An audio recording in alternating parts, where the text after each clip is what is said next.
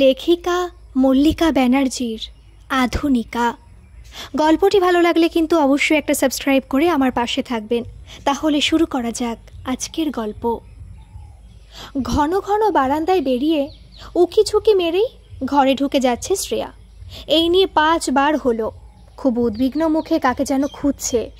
থাকতে না পেরে তানিয়া বেডরুমের জানলা থেকে মুখ বাড়িয়ে জিজ্ঞাসাই করে বসল, কি দেখছিস রে শ্রেয়া? কোনো ঝামেলায় পড়েছিস? সত্যি বলতে কি, প্রবাসে ওরা 2 বাঙালি পরিবার পাশাপাশি থাকবে বলেই ফ্ল্যাট কিনেছে। বিপদে আপদে একে অপরের পাশে দাঁড়ায়। বয়সে তানিয়া খানিক বড়ই হবে। দিদি বলে শ্রেয়া। প্রায় কাঁদো কাঁদো গলায় বলে ওঠে শ্রেয়া, দেখো না তানিয়াদি, সকাল থেকে একটাও 2 শালিক পাচ্ছি না দেখতে। আজ দুপুরেই আমার শ্বশুর শাশুড়ি আসছেন যে। ওমা, অত চিন্তা করছিস কেন? প্রথমবার প্লেনে আসছেন বলে ভয় পাচ্ছিস? আরে আজকাল ছোট বাচ্চারা একা যাতায়াত করছে, সাহস যোগায় তানিয়া। অন্য কারোর ক্ষেত্রে যাদের শ্বশুর বা শাশুড়ি মা আসছে শুনলে সত্যি হয়তো তারা শুধু 2 শালিক কেন 33 কোটি ঈশ্বরকেও ডাকে। কিন্তু গতবারই দেখেছে তানিয়া শ্রেয়ার সাথে শ্বশুর শাশুড়ির সুসম্পর্ক। দত্তপুকুরের মানুষ এই সুদূর বড়দায় এলে একটু অস্বস্তি বোধ করেন এত অবাঙালিদের মাঝে। তাছাড়া কোনো ঝামেলা নেই। গতবার ট্রেনে এসেছিলেন, বড় কষ্ট হয়েছিল। তাছাড়া বয়সও তো হচ্ছে। এবার তাই কুনাল প্লেনে টিকিট পাঠিয়েছে বাবা মাকে। একটা নামকরা ফার্মা কোম্পানিতে কাজ করে কুনাল আর তানিয়ার বর সুজয়। শ্রেয়াও কাছে স্কুলে পড়ায়। দুজনেরই একটা করে মেয়ে। তানিয়ার মেয়ে 11-এ পড়ে আর শ্রেয়ার মেয়ে পড়ে ক্লাস 6-এ। তানিয়াদি, গতবার বাবা ট্রেনে কি করেছিলেন তুমি শুনেছিলে তো সুজয়দার কাছ থেকে? তারপরও বলছো চিন্তা করব না? কোকিয়ে ওঠে শ্রেয়া। মনে পড়তেই ফ্যাক করে হেসে ফেলে তানিয়া। শুনেছিল বটে মেসোমশাইয়ের সে বিভৎস হিন্দি। কুনাল বলেছিল, সুজয়দা বাবাকে নিয়ে পারা গেল না। ট্রেন থামতেই আমাকে দেখেই বাবা যেন জোর পেয়ে গেল। সহযাত্রী গুজরাটি ভদ্রলোককে গম্ভীর হয়ে বলে দিল, লজ্জা করতা নেহি, সারা রাত খালি পাত দেতা হে। আমিও চাইলে পাতকে দিখা দেতা হে। নিহাত ছেলে আ গয়া হে। আমার তো লজ্জায় মাথা কাটা যাওয়ার জোগাড়। কোনো রকমে ঠেলে ঠুলে যদিও বা স্টেশনে নামালাম, বাবা বড়দা স্টেশনে পা দিয়েই লালমোহন বাবু স্টাইলে একটা কুলিকে ডেকে বলে উঠল, এ ভাই ইধার আও। আমি আগে আগে যাতা হে, তুমি মাল নিয়ে আমার পোদ পোদ মে চালাও। বাবার হিন্দি শুনে আমার তো হার্ট অ্যাটাকের দশা। তানিয়া হাসি চেপে গম্ভীরভাবে বলে, চিন্তা করিস না, প্লেনে কয়েক ঘন্টার মামলা, ঠিক চলে আসবেন ওনারা। এবার আর হিন্দির হিল্লোড় উঠবে না। এতক্ষণে বোধহয় সিকিউরিটি চেক ইনও হয়ে গেছে। কথা শেষ হওয়ার আগেই শ্রেয়ার ফোন বেজে উঠল। ভয়ে ভয়ে মুখে শ্রেয়া বলে ওঠে, ওই দেখো শাশুড়িমা ফোন করছেন। ফোনটা স্পিকারে দিতেই ভেসে এলো মেসোমশাইয়ের গলা, ওরে বোকা পাঠা, সমঝতা নেহি, গাছ কা নারকেল হ্যাঁ, এর থেকে নাড়ু পাকাতা হে। বেটা কা বাড়ি প্রায় লে যাতা হে, তা এবার কেন নিয়ে যেতে নেহি দেতা হে? তোমার বাচ্চাকে লিয়ে এক রাখো, বাকি কটা ছেলে বৌমা নাতনির লিয়ে নিয়ে যেতে দাও। ফোনটা কেটে গেল। আবার ফোন। এবার শ্রেয়ার শাশুড়ি রমা দেবীর কাঁপা কাঁপা কণ্ঠস্বর ভেসে এলো, বৌমা, তোমার শ্বশুর মশাই যদি বা ফাটিয়ে নারকেলগুলো নিতে পারলো, তোমার জন্য করা আম তেলার কুলের আচারটা ওরা রেখে নিল গো। ঠিক আছে মা, পরের বার দত্তপুকুর গিয়ে খাবো। আপনারা সাবধানে আসুন। আপনাদের ছেলে এয়ারপোর্টেই থাকবে। কোনো অসুবিধা হলেই ফোন করবেন, পারবেন তো? শ্রেয়ার শেষ কথাগুলোই উদ্বেগ মেশানো থাকে। আরে না রে বাবা না, তোমাদের দেওয়া স্মার্টফোন থেকে ভিডিও কল থেকে শুরু করে ছবি তুলে হোয়াটসঅ্যাপ গ্রুপে পাঠিয়েও দিচ্ছি। দেখলে বুঝবে আমি আর নেই সে আমি। বলেই ফোনটা কেটে দিলেন রমা দেবী। ফোন রেখেই শ্রেয়া আর তানিয়া চোখাচোখি হতেই দুজনেরই মনে পড়ে গেল গত বছরের ঘটনাটা। শ্রেয়া হেসে বলে উঠল, মনে আছে মায়ের পুজোর ফুল ফেলা? আসলে রমা দেবী মানুষ বড় ভালো, খালি পুজো নিয়ে ভারী খুঁতখুঁতে। গতবার রমা দেবী ভিজে শাড়ি গায়ে জড়িয়ে খালি পায়ে চুলটা বড় করে বেঁধে প্লাস্টিকে ফুল বেলপাতা নিচের ময়লার ডিবায় ফেলতে গেছিলেন। শ্রেয়া স্কুলে ছিল, যাওয়ার আগে ফ্ল্যাট বাড়ির সব নিয়ম বুঝিয়েই গেছিল। ওদের কমপ্লেক্সে বেল বাজিয়ে বাড়ি থেকে হাউসকিপিংয়ের লোকেরা ময়লা নিয়ে যায়। সব শুনে ঢকঢক করে মাথা নাড়লেও তখনই মনে মনে ঠিক করে নিয়েছিলেন রমা দেবী, ছেলে বউ নাতনি বেরিয়ে গেলে মনের সুখে পুজো করবেন। তারপর ফুল বেলপাতা নিচে বাগানের পাশের পরিষ্কার ডাস্টবিনটায় ফেলে আসবেন। কে বাবা ওই 7 রাজ্যের ময়লা ভরা হাউসকিপিং ওলাদের ডাস্টবিনে পুজোর ফুল ফেলবে? আর যাই ফেলুক, অন্তত সাত্ত্বিক হরিপ্রিয়া রমা দেবী তো ননি। সবই ঠিকঠাক ছিল। ডাস্টবিনে ফুলের প্লাস্টিকটা ফেলেছেন কি ফেলেননি, কোথা থেকে ছুটে এসেছিল দুটি গুজরাটি বুড়ি। রমা দেবীকে কাজের মাসি ভেবে সেদিনের বাসন কটা মেজে দেওয়ার জন্য টানাটানি শুরু করে দিয়েছিল। একজন তো হাতে 50 টাকা গুজে দিয়ে আগে তার বাড়ি নিয়ে যাবে বলে বদ্ধপরিকর। না তারা বুঝছে রমা দেবীর ভাষা, না রমা দেবী বুঝছেন গুজরাটি। ভাগ্যিস তানিয়া বাজার করে ঢুকছিল তাই রক্ষে, কোনো রকমে রমা দেবী উদ্ধার পান। তবে শ্রেয়া বা তানিয়া জানে মে মাসের ছুটিতে বেশিরভাগ কাজের লোক গায়ে গেছে।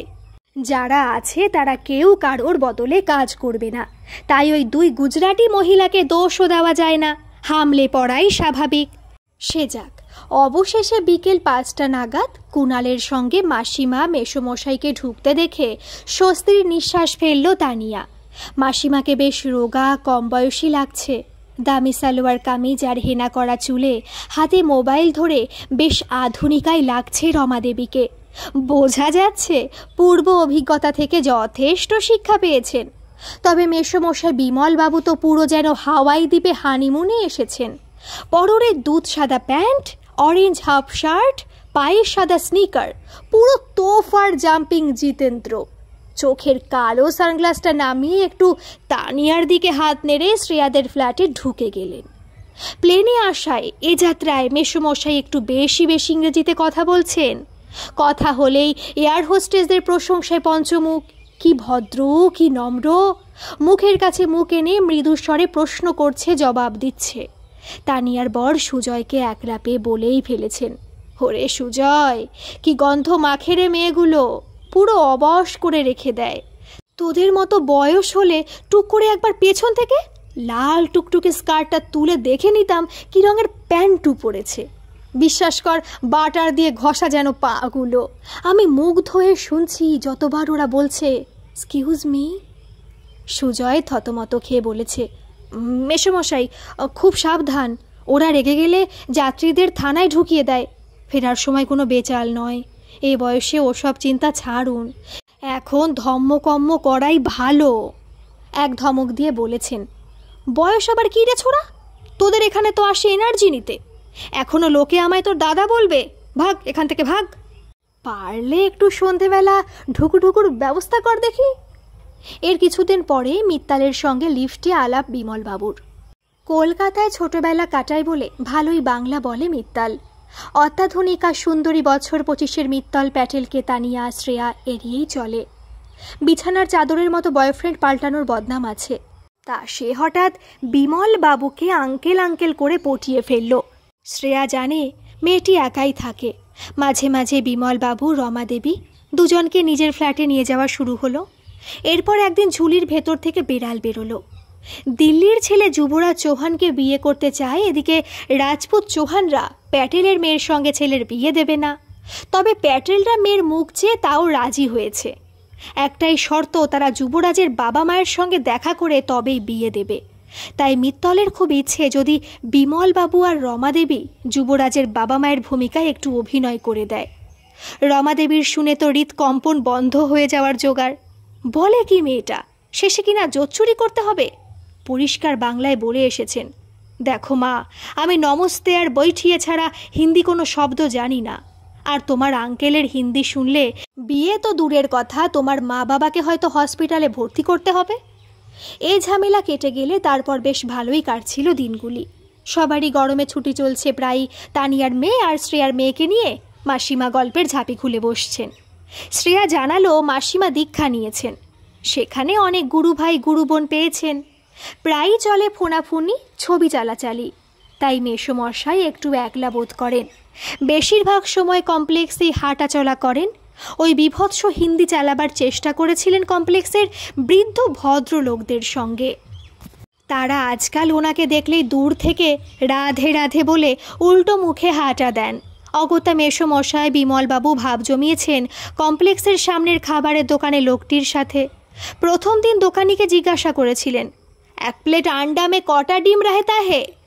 জাত ব্যবসায়ী গুজরাটি দোকানি চমকে গেলেও বুঝে গেছিল ইনি বাধা ধরা খদ্দেরই হবেন।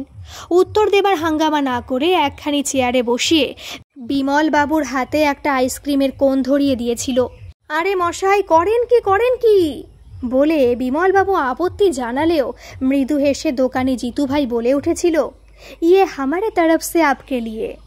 তো তারপর থেকে রোজই বিমলবাবু বিকেলটা ওই দোকানের বাধা খদ্দের। স্ন্যাক্স, জিতুভাইয়ের উচ্চারণে স্নেক। খেতে খেতে উনি বাংলা হিন্দি মিশিয়ে সে বিভৎস বান্দি ভাষায় বোঝান কোথায় দত্তপুকুরের ফুলুরি, আলুর চপ, আর কোথায় বড়দার ডাভেলিয়ার থেপলা। জিতুভাই বিমলবাবুর হাত থেকে রোজই 50 টাকার নোট নিতে নিতে মাথা নাড়ে আর বলে, বরাবর বরাবর। তার সেদিন দুটো লোক গুজরাটিতে নিজেদের মধ্যে কথা কাটাকাটি করছে। হঠাৎ জিতুভাই দুজনকে ধরে দোকানের 2 কোণায় বসিয়ে দিল, আর দুজনকে কিছু বলতে গেলেই গভীর গলায় জিতুভাই বলছে, সাম্বার ঝগড়ু পাছি। বিমলবাবু অনেকক্ষণ উসখুস করতে করতে আর থাকতে না পেরে তানিয়ার বর সুজয়কে দেখতে পেয়ে এক ছুটে তার কাছে গিয়ে জিজ্ঞাসা করেই ফেললেন, সুজয়, এখানে কি লোকে সাম্বর খেয়ে পাছা দিয়ে ঝগড়া করে? এক লহময় সুজয় বুঝে যায়, হাসতে হাসতে বলে, সাম্বার মানে শোনো, আর ঝগড়ু পাছি মানে পরে ঝগড়া করো। এরপর থেকে কেমন যেন খাবারে অরুচি এলো। এতদিন জিতু ভাইয়ের দোকানের বেসনের খামন থেকে ধোকলা এইসব খেয়ে অম্বলটা বেশ জাগার দিয়েছে বিমলবাবুর। তাই কমপ্লেক্সেই হাঁটাচলা করেন। রমাদেবীর ওপর আজকাল চাপা রাগ হয়, একদম কাছেই ঘেঁষতে দেয় না বিমলবাবুকে। সন্ধে মুখো ছেলে আপিসে, বৌমা নাতনিকে নিয়ে গেছে সাঁতার কাটাতে, এটাই তো একটু জড়াজড়ির সময়। তা নয় উনি ওনার গুরু শোভানন্দজির বাণী শুনবেন মোবাইলে। বিমলবাবুর মনে হয় হাতের কাছে পেলে গুরু আর গুরু ভাইগুলোকে আচ্ছা সে কেলাই। কেন রে, কতই বা বয়স বিমলবাবুর? কার ভালো লাগে বউ যদি মুগ্ধ হয়ে পরপুরুষের বাণী শোনে, তা সে যতই গুরু হোক, যত সব। কমপ্লেক্সে রমার বয়সী মহিলারা কেমন সুন্দর গোড়ালির উপর অবধি প্যান্ট পরে, বগল কাটা গলা কাটা গেঞ্জি পরে কানে ইয়ারপড ঢুকিয়ে হাঁটছে। তাদের কি সুন্দর পালিশ করা চামড়া, কেমন লম্বা লম্বা বেগুনি সবুজ রং করা নখ, ঠোঁট কারো কালচে লাল তো কারোর চকলেট। বেশিক্ষণ এদের দিকে তাকালে কি ভাবে ভেবে মাথা নিচু করেই হাঁটেন বিমলবাবু। জানেন বাড়ি ফিরেই দেখবেন রমা 7 বুড়ির এক বুড়ি হয়ে জপের মালা নিয়ে বসে আছে। সন্ধে মুখো সেদিন বাড়ি ফিরতেই দেখেন ভিজে কাপড়ে রমা চতুর্দিকে ধূপ দেখাচ্ছেন। কি যে হলো বিমলবাবুর, মন্দাকিনীর মতো লাগলো 40 বছরের পুরনো বউকে। রমাকে জাপটে ধরতে যেতেই রমা ভ্যাবাচাকা খেয়ে কাপড় থেকে ঝরে পড়া জলে খেলো সপাটে এক আছাড়। যথারীতি ডান হাতে এয়ারলাইন ক্র্যাক। একদিক থেকে হয়তো বিমলবাবুর মনোবাঞ্ছা পূর্ণ হলো। বৌমা একটা অমন বগল কাটা হাত কাটা গেঞ্জি আর প্যান্টি পরিয়ে দিল রমাকে। হাত তো গলা থেকে স্লিং দিয়ে লাগিয়ে দিল। মিথ্যে বলবেন না বিমলবাবু, কষ্ট হলেও বেশ সেক্সি লাগছিল পুরনো বউটাকে। মনে মনে ভাবলেন সেবার ছুতোয় একটু গায়ে হাত তো বোলানো যাবে। বলতে হবে রমাকে যে কিছুদিন ধম্মে একটু মন না দিলেও চলবে। কিন্তু হায় রে, মানুষ ভাবে এক হয় আর এক। হঠাৎ শোয়ার ঘর থেকে ভেসে এলো রমাদেবীর আর্তনাদ, শ্রেয়া শিগগিরই আয়, একটা সেলফি তুলে হোয়াটসঅ্যাপ করে দত্তপুকুরের বান্ধবীকে পাঠাতে গিয়ে ভুল করে গুরু ভাইদের গ্রুপে চলে গেছে রে। কি করব রে? স্বামীজি লিখেছেন, আয়ুষ্মতি ভব। ছি ছি, কি পোশাকেই না দেখলেন, রাধে রাধে। ধপ করে সোফায় বসে পড়লেন বিমলবাবু।